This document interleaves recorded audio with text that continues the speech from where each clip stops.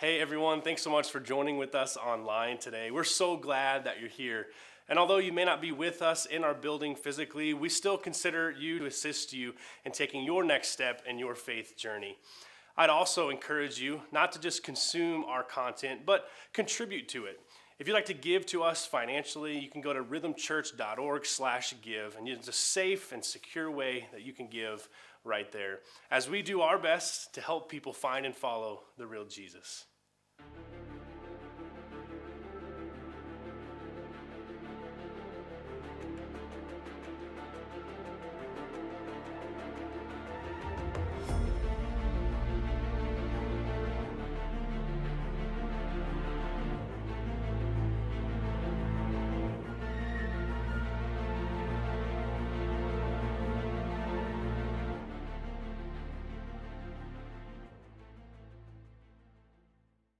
The easiest person to deceive is the person in the mirror.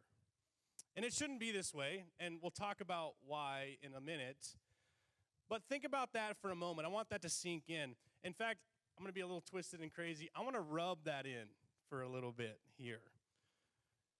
The reality is, you have talked yourself into, you have deceived yourself into, you have sold yourself on every bad decision you've ever made.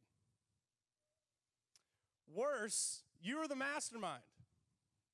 I mean, you thought this stuff up. You're the mastermind behind some of the most regrettable decisions you've ever made, whether they're financial, relational, professional, academic. You were there for all of them.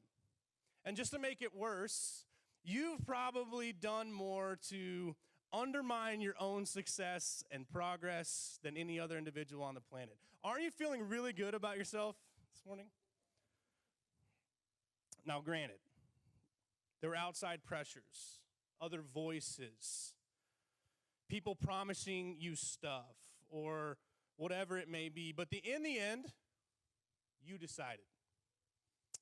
And the reason I know so much about this is, well, I'm guilty of it just like you are.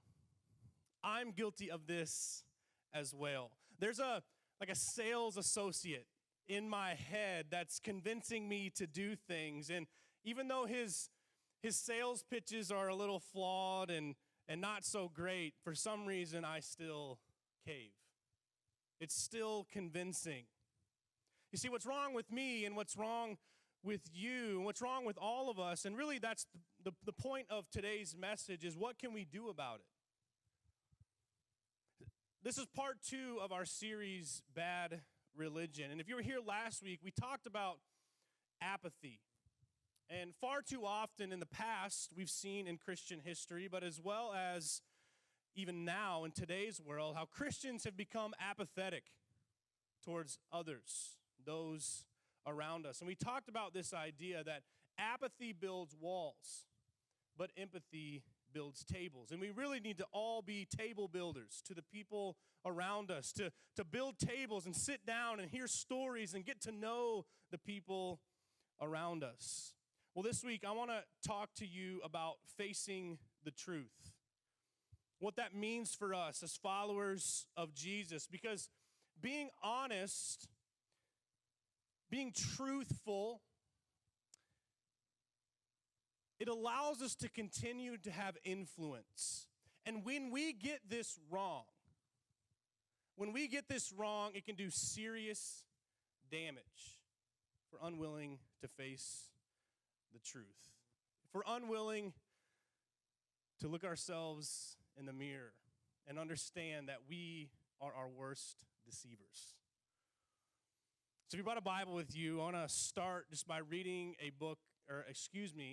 reading from the book of Proverbs. And if you are maybe looking for a challenge in your spiritual life, if you are looking for a new thing to tackle, try memorizing the book of Proverbs. It'd be so good for you. And it would be a lot of work, but there's so much good stuff in there, just practical things about life and wisdom. It really is like the book of wisdom. So Proverbs chapter 27, is where we'll be. We're going to start in verse 12. I want to start here. So Proverbs chapter 27, verse 12. And again, if you download the app, you should be able to click Media, Sunday Service, and then all the passages of Scripture and fill in the blank should be there for you. So Proverbs chapter 27, verse 12, it says this: "The prudent see danger and take refuge, but the simple keep going and pay the penalty." In other words, the prudent see danger.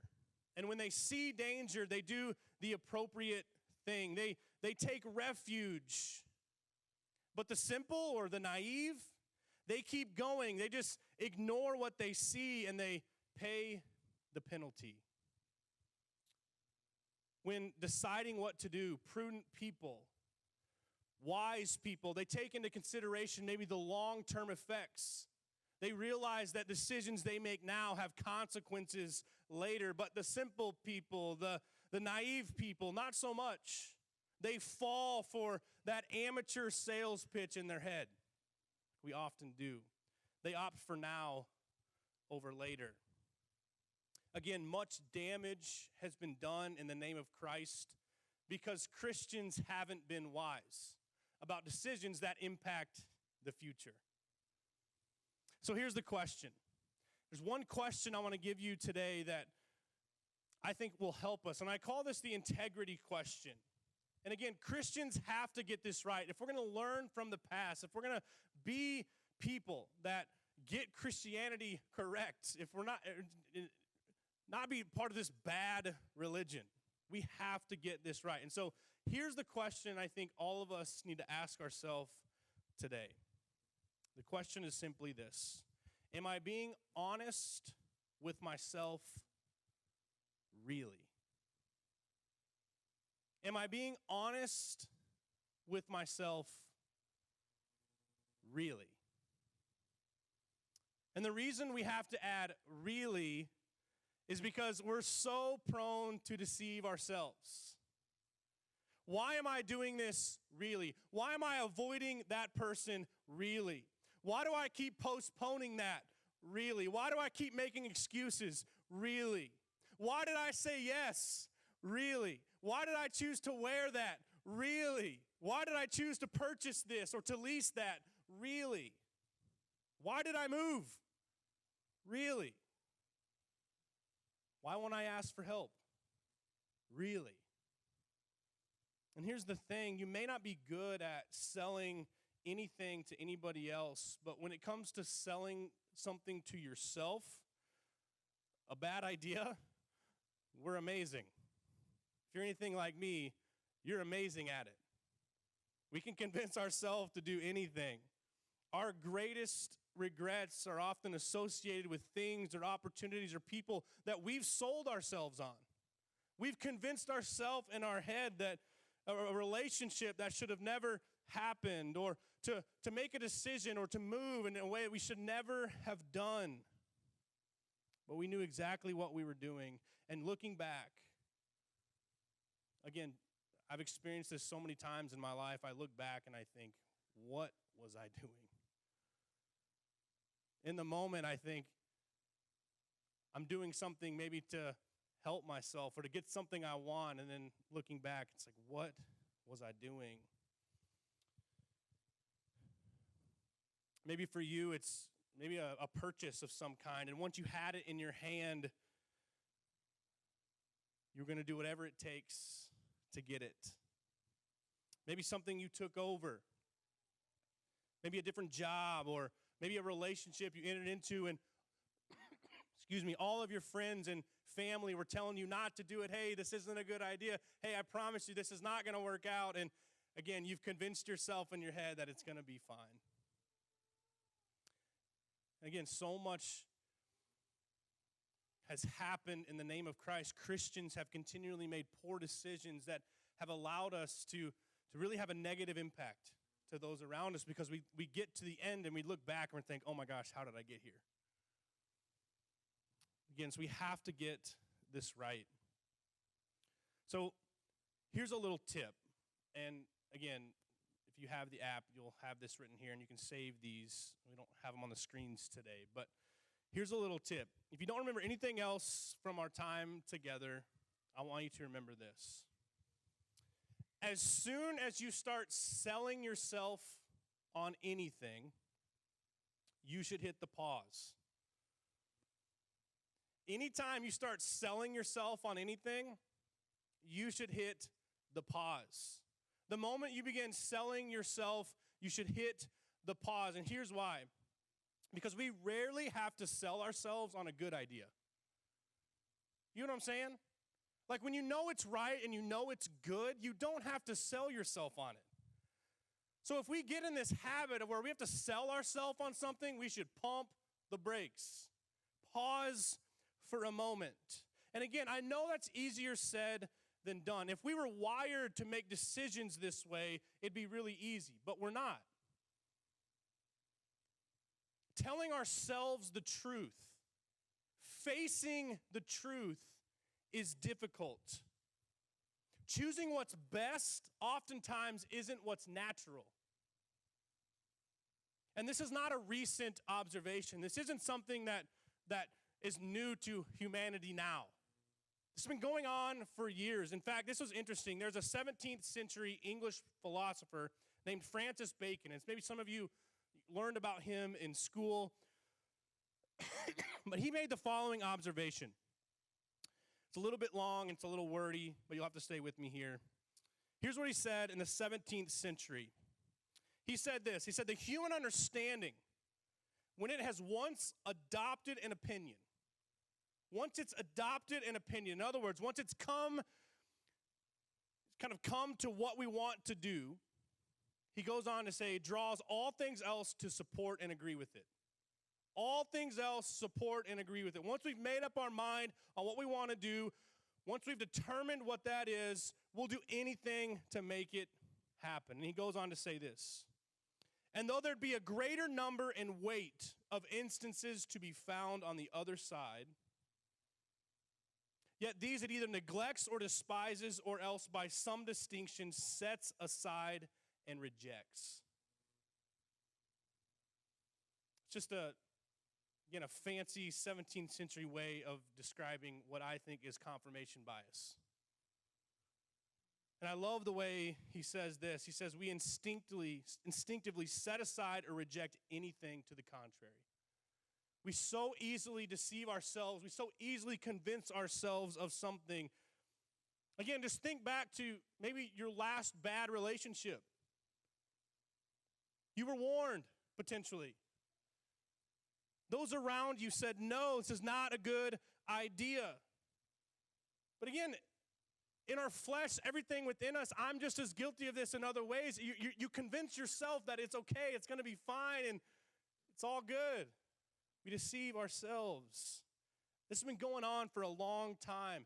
2,500 years before Francis Bacon wrote about it, there was a Judean court advisor turned prophet named Jeremiah who observed the very same thing. And he adds some helpful explanation for it. And I think it's fascinating and instructive. So here's the backstory. Around 600 BC, you have to stay with me here because this is going to be a lot of storytelling, but I really want to get the context right here.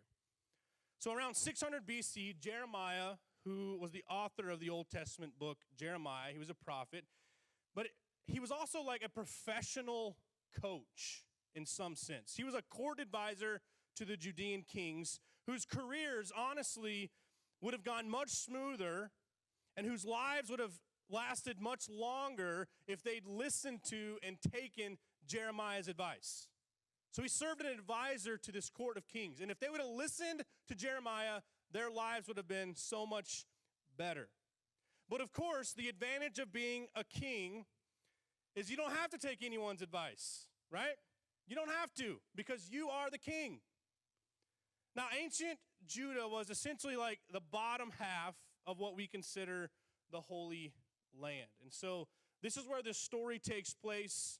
Jeremiah begins counseling these kings.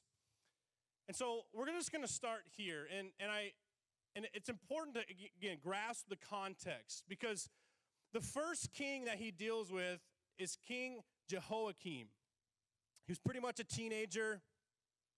He became the king. And so at this time period, they had to pay an annual tribute to Babylon. And so in return, they'd provide military support, but then they'd let Judah kind of run their own affairs. So after 3 years of paying tribute, King Jehoiakim decided, you know what, enough of that. I'm going to stop making payments to Babylon. I'm just going to be done here. We're not going to do this anymore. And so when Jeremiah heard of this decision, Jeremiah goes and was like, hey, whoa, I highly recommend you not do that. I highly recommend you keep making payments. King Nebuchadnezzar is not a nice man. He was already in a foul mood. He'd just been defeated by the Egyptian army a few months before. And Jeremiah knew what would happen. And sure enough, he stops making the payments. He doesn't listen, stops making the payments, and King Nebuchadnezzar comes in, takes over. It's bloodshed. It's awful. He did exactly what Jeremiah predicted he would do. King Nebuchadnezzar comes with his armies to the city of Jerusalem. And King Nebuchadnezzar was a little bit crazy. He would keep collections of kings. Like some people collect, like I like to collect like sports cards. He collected kings. So like they would go like take nations, and then he would chain their king and take it back, and he would just parade them around in gold chains. He was a little weird. So yeah, so he took Jehoiakim back, he captured him. But as he's leaving Jerusalem, he appoints another king. And this is where things start getting a little crazy. Jehoiakim's son, Jehoiachin, was the next king, and he was 18 years old. So 3 months later, I'm going to skip a bunch of history here, but 3 months later, Nebuchadnezzar then changes his mind. It's like, hey, I don't really like this king either. So he comes back, captures Jehoiachin, takes him back to his collection of kings. Again, Jeremiah the whole time is saying, hey, this is going to be a problem. This is not good. Would you please just listen to my advice?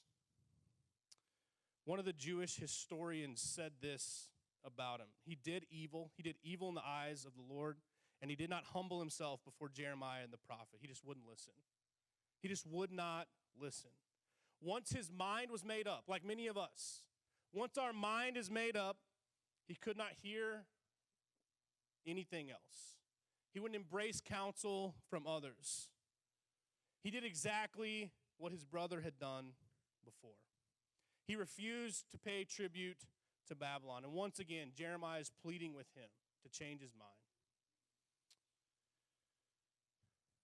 Doesn't do it. He gets captured. Well, now Zedekiah becomes king.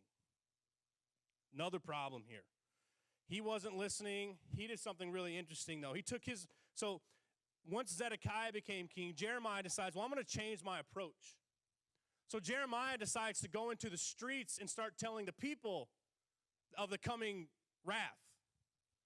And so he does that. He goes into the streets. Jeremiah starts telling these people, hey, this is a problem. This is a problem. Zedekiah, your king, there's awful times are coming. Well, of course, he finds out. The king finds out. He throws Jeremiah into this dry cistern. And you can read this story. Throws him into a dry cistern, so he stops talking. Sure enough, what Jeremiah had predicted again comes true. Nebuchadnezzar shows up. He surrounds the city. He waits them out, and really in an effort to starve them out into submission. So when King Zedekiah realized his mistake, what do you think he did? Because Jeremiah had been telling him the whole time. Well, he went to Jeremiah. And so he goes to Jeremiah, who predicted this happening. He's in the dry cistern, and he says, hey, will you please plead with God to save our city? And Jeremiah goes, hey, it's too late. It's too late. Really, the only thing that we can do now is open up the gates and plead for mercy. That's really the only option that you have. So Zedekiah and his family, they actually sneak away during the night. They try to get away with their bodyguards, but they end up getting captured. Same story. Does not end well for them. Pretty sure he ends up in a collection in King Nebuchadnezzar's king collection.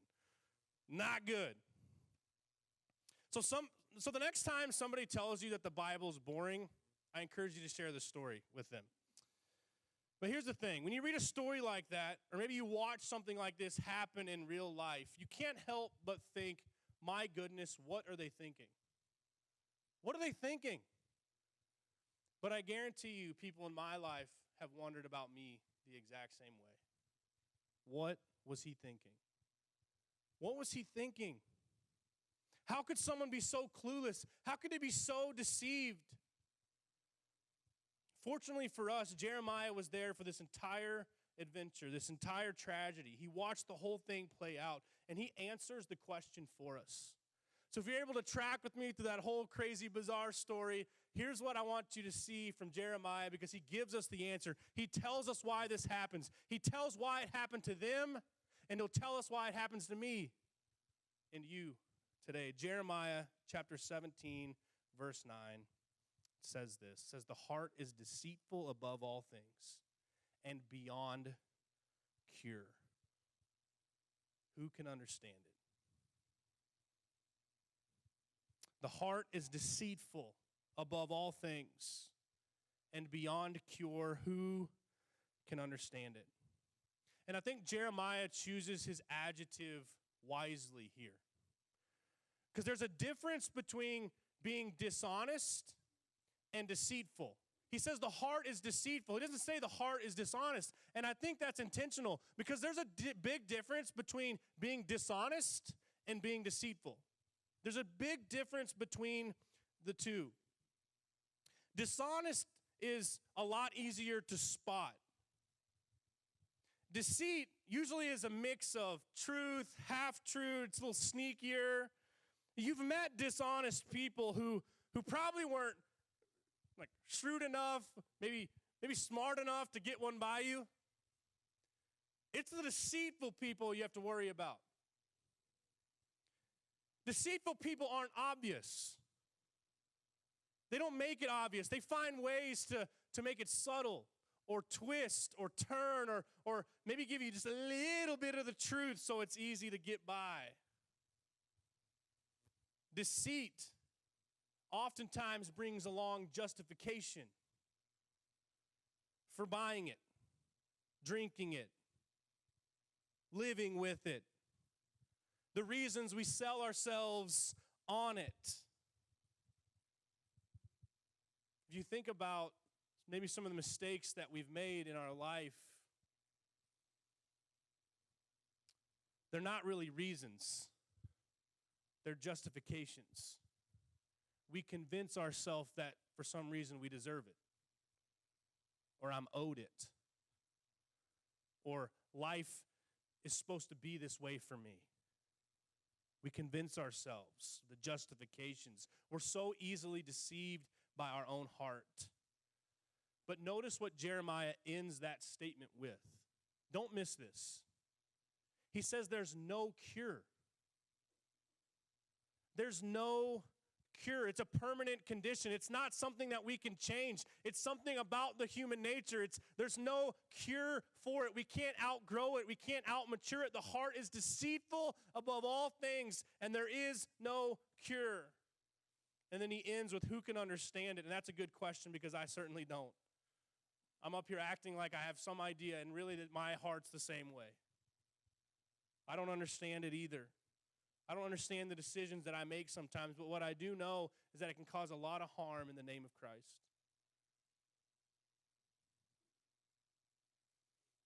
I don't think anybody really understands, but I think that's why sometimes when I look back in my life, I say the very same thing. I just don't understand why I did what I did. I just don't understand. Why would I do that? Why did I do that? Again, because I don't understand the condition of my heart. And I think Jeremiah is cluing us in, saying, hey, there's no cure for it. But we have to be careful. We have to understand that about ourselves. That's one thing we can do is recognize the nature of our heart, our sinful nature. We can evaluate. We can be honest enough. We can face the truth about ourselves. You know, I hate to be the bearer of bad news, but the sooner we embrace this idea, the sooner we embrace the fact that our hearts are wicked, that our hearts deceive ourselves, the quicker we realize that no one deceives ourselves more than the person in the mirror, I think the better off we'll be.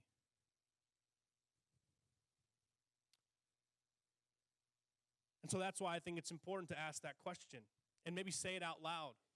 Maybe each morning when you wake up, you ask that question. You maybe say it out loud. Say, Beau, am I being honest with myself really? Am I being honest with myself really? What's really going on here? And tell yourself the truth. Even when you don't plan to act on it, you deserve the truth. Be honest with yourself. So I would love to challenge you to make a decision today.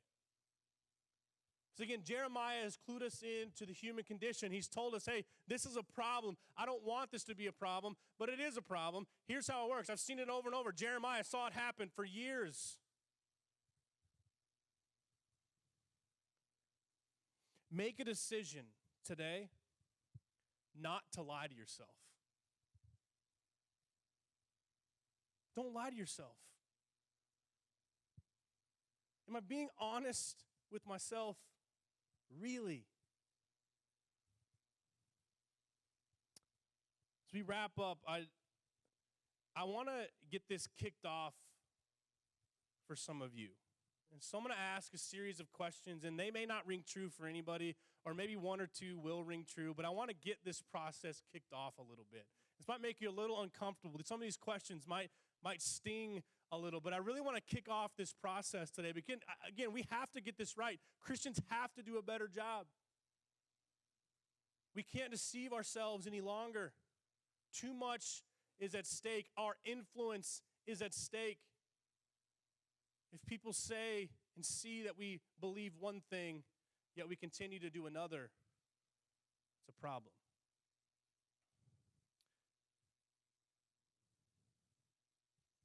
Here's an example of some kinds of things we should ask ourselves, if you're ready. Why do you continue to stay in that relationship, really? Why are you taking that job, really? Why are you quitting your job, really? Why did you move in? Really? What's the real reason? What's the real reason you don't call your kids? What's the real reason you don't call your mom or your dad or your brother or your sister? Why don't you just tell her? Why don't you tell them the truth about what's really going on? It's brutal, isn't it? These questions stink. I don't even like writing them or saying them because it makes me so uncomfortable, but there's so much at stake. There's so much on the line here. And as your pastor, myself included, we have to do a better job. We have to be able to look ourselves in the mirror and say, am I being honest with myself? Really? This doesn't come naturally. Again, some of you are so tense, I can see it. It doesn't come naturally. This isn't an easy thing to do. That's what Jeremiah says. It's difficult. But most things that are good for us usually require some type of sacrifice, right? It requires some sort of effort, cost. We always say it this way, that everything of value costs something. If it truly is valuable, it's going to cost you something. You usually get what you pay for in life.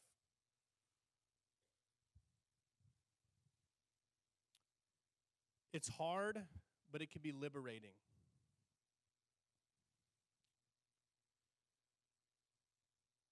Back to Proverbs, and we'll be done. It says, the prudent, when they see danger, when they see trouble coming, they do something. They act on it.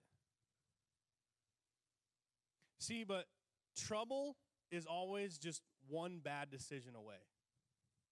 I think that's what we forget. And that's where good Christianity goes wrong. That's when bad religion happens. We got to be people of integrity. People that are honest with ourselves. People that aren't afraid to look in the mirror and maybe ask some of those difficult questions. People that will listen to the truth even when we don't want to hear it. People that others can look at and trust. Am I being honest with myself? Really? I pray that us as a church, and imagine the difference we can make if we get this right. Imagine the difference we can make in this community, even in our own families, if we got this right. If we were able to look at ourselves in the mirror and answer that question honestly. If we were able to evaluate some of those things in our life, why are we doing it really? Think about how much better our marriages, our parenting, relationships with our families, the influence we could have as a church if we all get this right. There's so much on the line. There's so much at stake. And again, I'm right there with you. It's something we all have to get better at. But I think by the power of the Spirit, the Holy Spirit today can help us. And I think we can be honest with ourselves. And I think we can decide today, I'm not going to lie to myself. I'm going to tell myself the truth. Start there. Let's pray.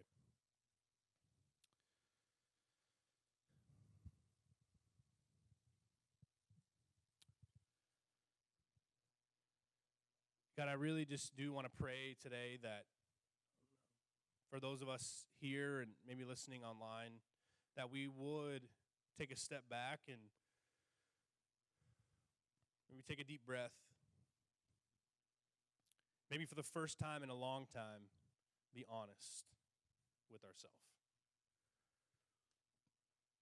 Maybe really for the first time in a long time, evaluate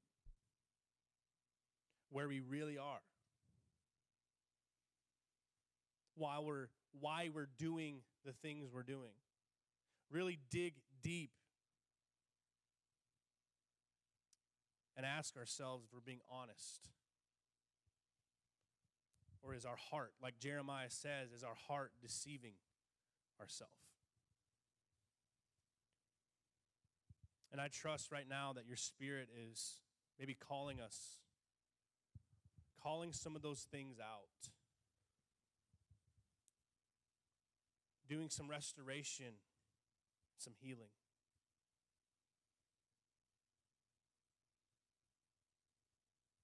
So God, I pray that your Spirit would move in this place. I pray that we wouldn't be the same. We would leave here different than how we came in.